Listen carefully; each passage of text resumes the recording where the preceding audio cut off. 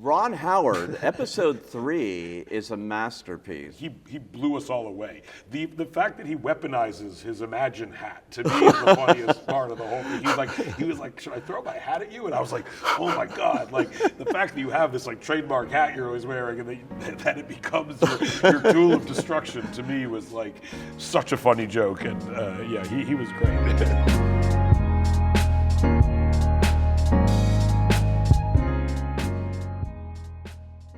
Film is my life. Ever since I came to the studio as a kid and went on the tour, being the head of Continental is the only job I've ever wanted. That is adorable. All right, well listen, I honestly just have one strong reservation about you. Oh. I've heard you are really into artsy, fartsy filmmaking bullshit. You're obsessed with actors and directors liking you rather than being obsessed with making this studio as much money as possible. Me? Yeah. That could not be further from the truth. I am as bottom line oriented as anyone in this town. I believe you. Great. Good. Good. Because at Continental, we don't make films, we make movies. Movies that people want to pay to see. Welcome to Behind the Lens. Today, you know him from so many things. I mean, my God. Beginning in television series with Freaks and Geeks and Undeclared, but then movies from 40-Year-Old Virgin, Knocked Up, Funny People, as a writer, as a producer, as a star, Superbad, Pineapple Express, Green Hornet, This Is the End, The Interview, The Fabelmans, The Guilt Trip with Barbara Streisand. Special movie. Oh my God, I love that movie. And so many more. And now, as back to a television series, The Studio on Apple TV Plus. And it is a wild ride. I have to say, I just told you, this is Seth Rogen. Hi. Welcome to Behind the Lens. Thank you. And I have to tell you, I just ate up these episodes. Oh, that's so nice. Sometimes I'll fake it and I'll watch one or two. And Oh, then, yes. I've had people do that to my work many times. No, I've seen them all, That's and so I nice. couldn't wait till the next one. But I thought it was unique. I just have to ask you, why did you want to go back into television on a series basis at this point in your career, though? Honestly, I wanted to do something very funny and very personal, and truthfully, television seems to be the best way to do that right now. We still make a lot of movies. I still write movies, you know what I mean? And I get to people put me in their movies, which is lovely, but it really felt, like TV was also a good way to explore this type of idea. Like once we decided it would be cool to make a thing about Hollywood and sort of about our experience in it and about the conflicts that we face on a day-to-day basis, which is, this kind of art versus commerce, crisis that is constantly happening in Hollywood. We really thought that would actually make a better TV show than movie probably. And Larry Sanders, something we were really inspired by, something I loved growing up. And so the idea of trying to do our version of that became really appealing, And some of your co-creators, like Peter Hayek and Alex Gregory, worked on Veep. Yes, and the Larry Sanders Show. And the Larry Sanders Show. So you went right to the core. We went to the source. Yeah, I've known Alex and Pete for probably 20 years or something like that. Judd also came from the Larry Sanders Show, and so he knew them through that. But yeah, they had the exact experience we were looking for, and they're people we've been friends with for a very long time. So they were the perfect people to work with on the show. Yeah, so you took this, it's on Apple. Yeah. And do they give you any blowback on anything you want to do? Is there any wild idea you had that they said, it might be a little too much? No, not really. There were some things that we did that they weren't thrilled about. But in general, they were very supportive, and that was one of the reasons I thought they would be good partners. Is I had made Platonic just as an actor previously, and I saw that Nick Stoller and Francesca Del Banco, the creators, were really able to do whatever they wanted, and we were doing very, we were doing pretty R-rated material, which I was very pleased they seemed to be open to that. And so I saw that they really let people do their thing, and I was a huge fan of Severance, so I saw they they let big swings happen, and yeah, no, they really were generally very supportive of us, like taking the swings that we were taking. Yeah. So with this, it's so much inside material in this. For those on the inside that want it, you'll eat it up. It's great. But it also plays, oddly enough, and I've seen a lot of things about Hollywood, obviously, but it plays in a universal way that people might be able to relate to outside of this business. Yeah, we really worked hard to like give the episodes like clear character-driven comedic premises that existed outside of the specifics of the industry, you know, and we worked very hard to contextualize the things that were happening to me in a way that people could understand, like the personal stakes of them. So, like, there's an episode where I want to be thanked in a Golden Globe speech, for example, and that I think that's an abstract idea to the average viewer. Is like, who cares if you're thanked in an award show speech? But I think the idea that you want to be acknowledged for your work, and you want to be viewed as part of the team, and you want to be liked by your coworkers and your contributions who have been viewed as additive. All that is very relatable, I think, and it's something anyone can sympathize with. And so we really made sure every episode at its core had something that was very human and again, something that I think is like ubiquitous to, at least you know, people who have felt that way if you yourself haven't, you know. And so, and then we would, you know, put it, and then it was sort of like an inverse thing where like we tried to make the ideas as relatable as possible and the specifics as kind of inside as possible, and that the equation would hopefully reach something that was both very gratifying to people who understand like the minutiae of the industry and very entertaining to people who don't know anything about it, basically. And that particular episode, the Golden Globes, was hilarious in that every award was going to Netflix. Yes. Ted Sarandos is getting thanked for every person up there. You're on Apple, and this is going in that way. And I got to ask you, getting Ted Sarandos to go on a rival streamers series and actually take a leak as part of his role here. How do you explain that to someone like him to get him to do it?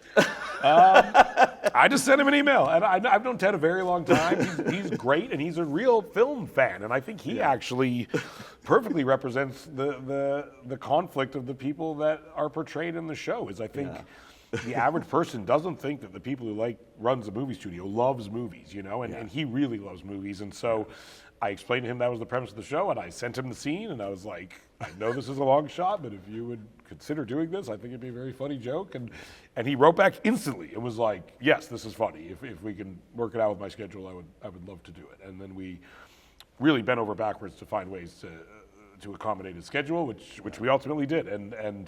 And he got the joke, and I think, like, the funniest part is we were shooting him at a table, and we're like, act like you're reacting to someone giving you a very heartfelt thank you, and he, like, knew exactly what to do. And it's like, now act like a comedian's, like, kind of giving you shit while they're thanking you, and he kind of knew exactly what to do, and I was like, wow, this guy's actually has been thanked in a lot of award show speeches. I've never been thanked. I don't know what I would do.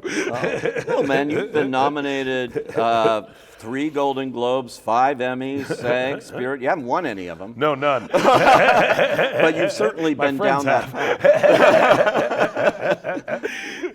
You might get something from this one. Maybe. I've been to a lot of award shows, and I've also I've made movies that have won awards, and that actually happened once. Is one of our films won a Golden Globe, and one of the executives was literally in tears afterwards because they weren't thanked in the speech. And right? Yeah, so that was directly ripped from our real lives. A lot of this seems ripped from your real life, too. Oh, yeah. I'm sure everyone's playing the Romana Clef game with you. Who is, Catherine Hahn's marketing head based on? Who are the other characters, your character, the head of the studio? I'm particularly Catherine O'Hara, who clearly... I had Amy Pascal sitting in this exact chair in this building somewhere, not in this place we're in. But to me, it was very clear that was Amy Pascal. Now you may say no, but I think it was. No, I mean I've been very honest. Like Amy's someone who was like a huge mentor to me and Evan in the industry. Like, yeah. We were literally on the phone with her 48 hours ago, asking her advice on whether or not we should take on a project that we were considering. So she's someone who to this day we go to for advice, and truly is someone who found themselves in a position where they run a studio and then didn't run a studio and then found a way to thrive arguably more as someone who didn't run the studio. 100%. And so honestly, she's someone who was a real inspiration to us. We talked to her explicitly as we were writing the show. We interviewed her for hours. She talked to all the writers. Yeah. We sent her the episodes as soon as they were finished. And the character is an amalgam of people, but Amy honestly was a big inspiration to us, and still is someone I find to be very inspirational and someone that we rely on for advice. You know, she's a hell of a producer. Let me tell you, Yeah. she really. I talked to her about that. She was pushing challengers for awards season Yeah. and everything, and just like in this show, Catherine O'Hara's character really just wants that validation, that Yeah. award thing. But the line she said that got me, as a studio head, it's great to be a studio head because you've got a loaded gun under the desk. Oh yeah, that's what she said that to us. She's like, you got $1 billion gun that you could point wherever you want, and that is a lovely thing to have at your disposal and a hard thing to adjust to not having anymore. And that was, I mean, a lot of that is inspired by her and many other people who were nice enough to talk to us about their careers. You know? Yeah, and to get these amazing cameos, Marty Scorsese. Yeah. Ron Howard, episode 3 is a masterpiece. First of all, it's the best acting he's ever done. He's great in it. Since the courtship Since the of Music Eddie's Man. father. Yeah, exactly. He's great in this. He's so good, and he worked really hard, and he wanted it to be a great performance. And we rehearsed over Zoom, like over the course of several weekends leading up to the shoot. He was really, knew how we were shooting the show, which is these long takes. That scene where we're presenting him, there's a scene where we're presenting him like posters for his film, and it culminates in a big confrontation between me and him. That's like a 9-page scene that is one shot, Yeah. And he knew that he was really the driving force of the scene, the dramatic anchor of the scene, and then the comedic, like, explosive element of the scene, and that was. And it's all in one room, and that was like a really hard scene, and he like nailed it over and over and over and over again, and worked really hard to make it great. And it was amazing to see how hard he was working at it, like how he wasn't flippant about it in any way. Like he wanted to really deliver a great performance, and he blew us all away. The fact that he weaponizes his Imagine hat, to me, is the funniest part of the whole thing. He was like, should I throw my hat at you? And I was like, oh my God. Like, the fact that you have this like trademark hat you're always wearing, and that it becomes your tool of destruction, to me was like such a funny joke. And he was great. Just brilliant. I mean, they can fill Emmy categories with your cameos here, your guest stars. I hope they all get them.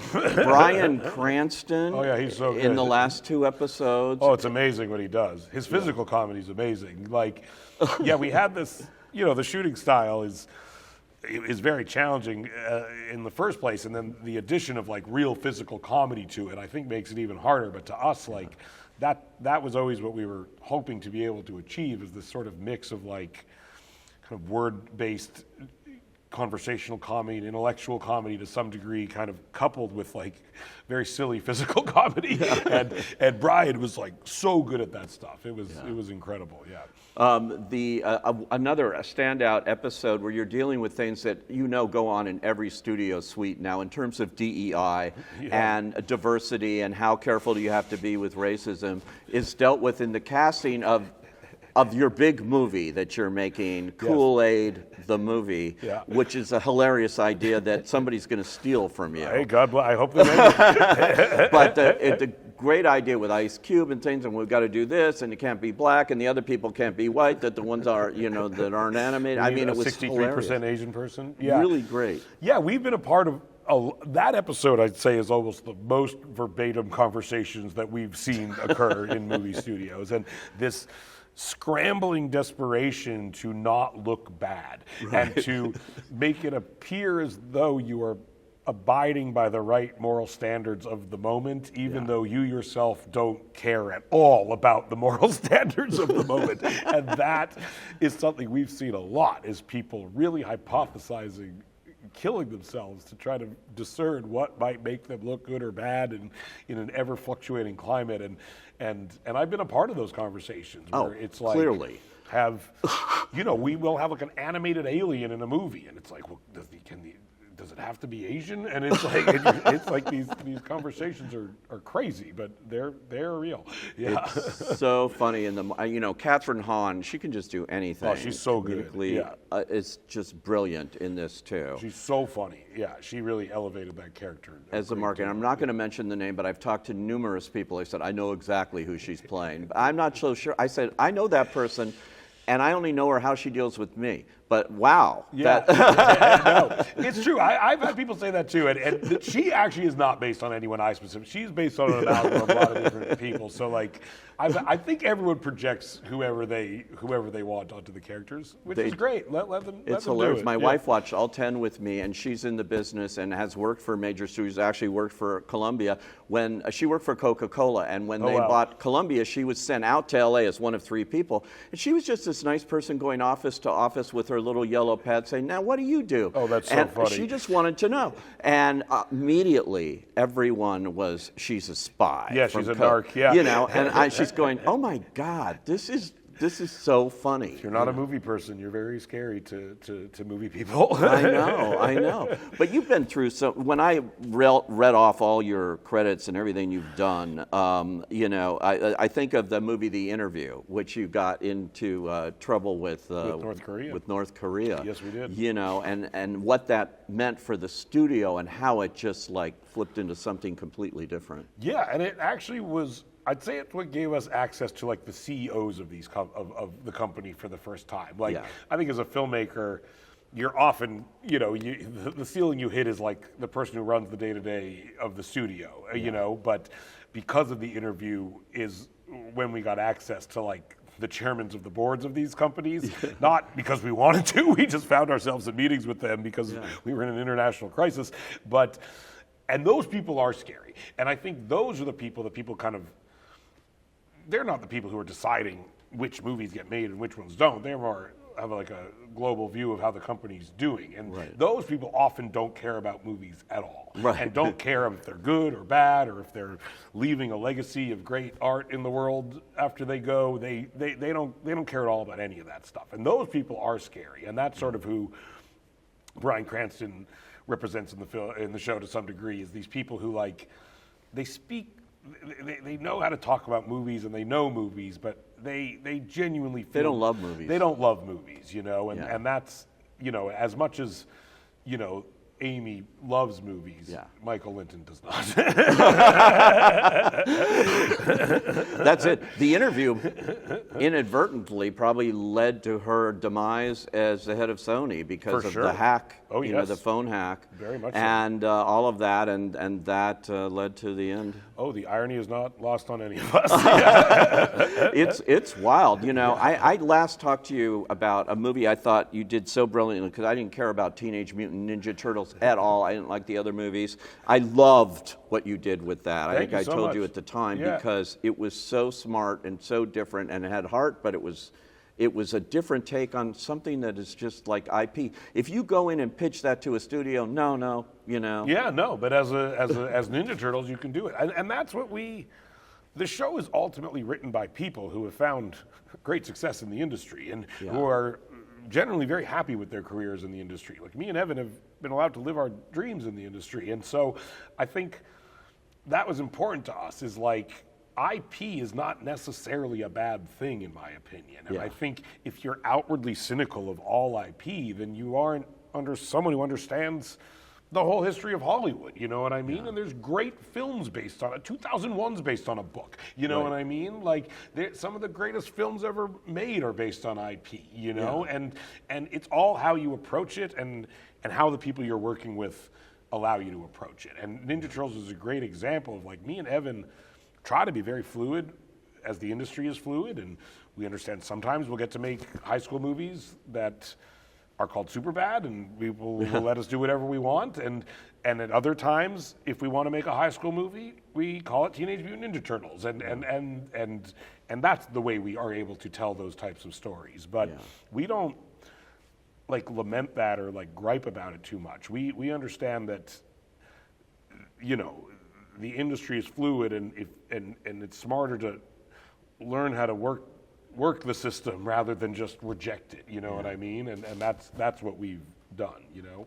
So this is first season, and how long do you want this to run? Do you have a commitment from Apple for more, or not yet? I think we're trying to figure it out. Like, I mean, part of the idea was to come up with an idea that we could do for years and years and years. Like, it's a very episodic show. Oh my God! It doesn't have these overarching storylines that we have to come up with like a new arc for every season. Basically, it's more like as long as we can come up with individual episode ideas that seem funny and personal and reflective of, you know, the industry and the way that we see it, then hopefully we can do it for years and years and years. You know? This industry is changing like America and the world so fast, very fast, that it's almost like you're racing to catch up with what's going on in some ways here. In some ways, but some things are always the same. Like, I think the inherent conflict between art and commerce and wanting to make good movies and wanting to make successful movies is like, has been here since the first days of Hollywood, you know? So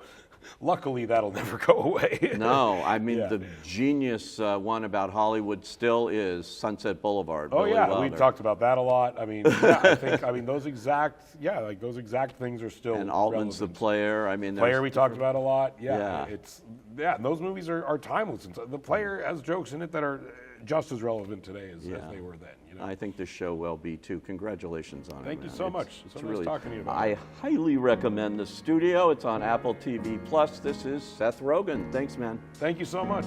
Great talking to you.